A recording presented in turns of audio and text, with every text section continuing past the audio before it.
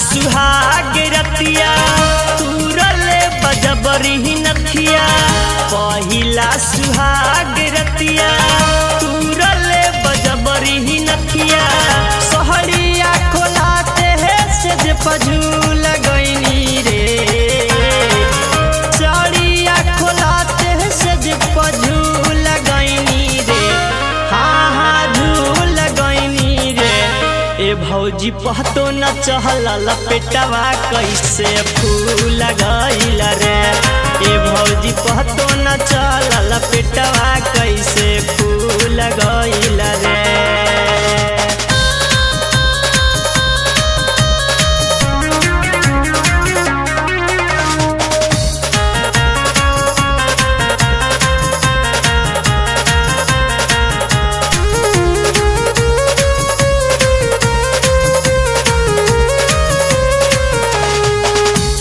जवाली रात रहे पहिला मुलाकात रहे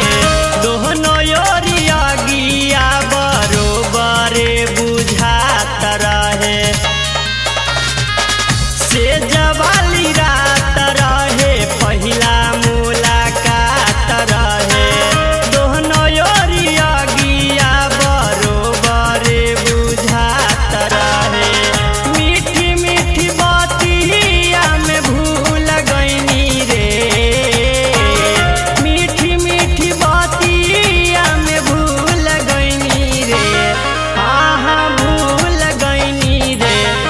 भौजी पहतो न चहला लपेटवा कैसे फूल गईल रे ए भौजी पहतो न चहला लपेटवा कैसे फूल गईल रे।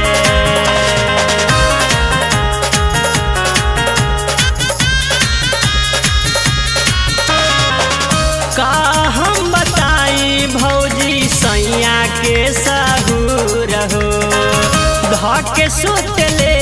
माजा राते भारा पूरा हो का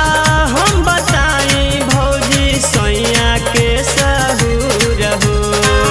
धके सुत ले माजा राते भारा पूरा हो शंकर जितेंद्र के संगे खूल गईनी रे शंकर जितेंद्र के संगे खूल गईनी रे हाँ खूल गईनी रे